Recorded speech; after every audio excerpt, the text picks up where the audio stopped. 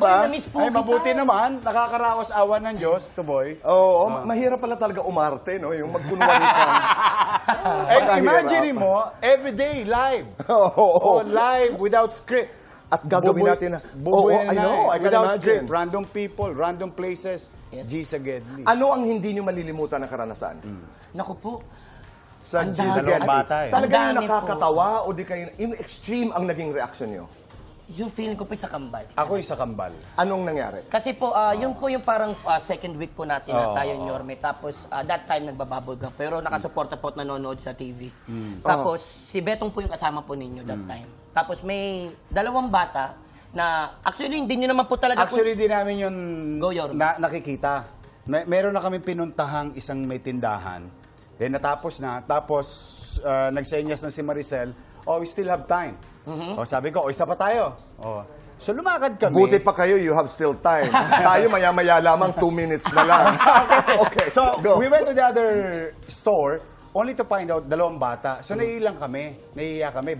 Kasi bata eh. But we tried our best to converse with the kids.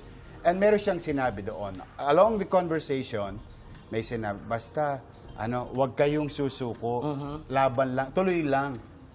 It moves me. Ang ganda naman. Para kasi siya, physically challenged. Okay. Both of them.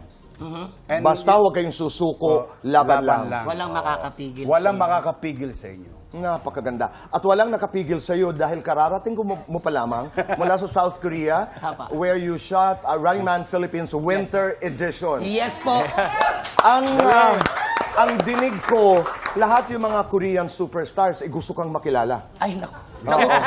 Nakaka-pressure po ako, baka ma-spill dati ko yung mga guests. Pero sobrang masabi ko lang, Tito Boy, napakagandang experience. Naranasan ko po yung winter. Gusto ko na po maipalabas at maipakita sa mga Pilipino. Kailan namin mapapanood yun? Naku po, malapit na po yan. Abangan po nila ang Winter Edition Running Man at sino yung mga guests namin at yung mga bago naming mga dojon or tinatawag naming missions. Okay. Nagagawin po namin. Ayun, aabangan namin yan.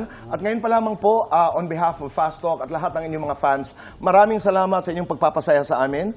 Sa pinakamasayang tahanang pinakamasaya. Thank you very much at mabuhay kayo. Thank you, Tito Pero Boy. alam mo ang nakakatuwa, dahil lahat tayo laking kalye.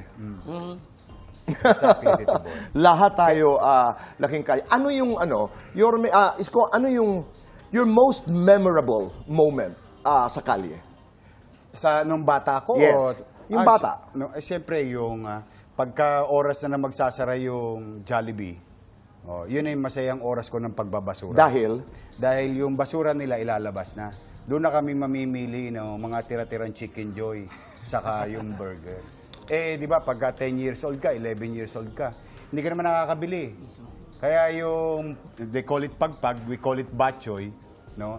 Yun yung masayang moment. Kasi habang pinipili mo yung basura, nyumanyangga ka ng spaghetti.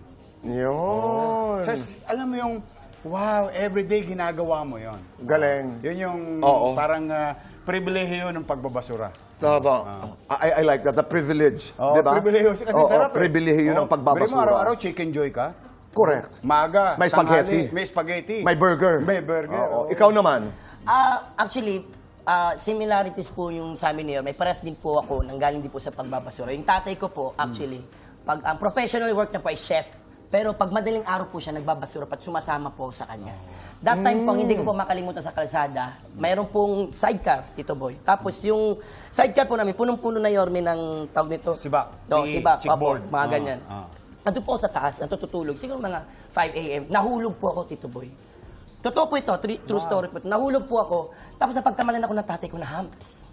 Dahil nasagasaan ka ng gulong ng tricycle? Oo, hindi po, ng sidecar. Aray! Ay, anak, anong ginagawa mo dyan? Tay, alam mo naman na punong-puno, hindi ka nag-iingat. Pero hindi, yun po yung nasabi ko na parang, ang saya sumama sa ganong sistema. Kasi, mahirap para sa ibang bata, pero sa akin, yung kabanding ng tatay ko, ako yung tinutusan ng tatay ko, pipiin mo yung kan. Ako yung taga-pipi. Okay.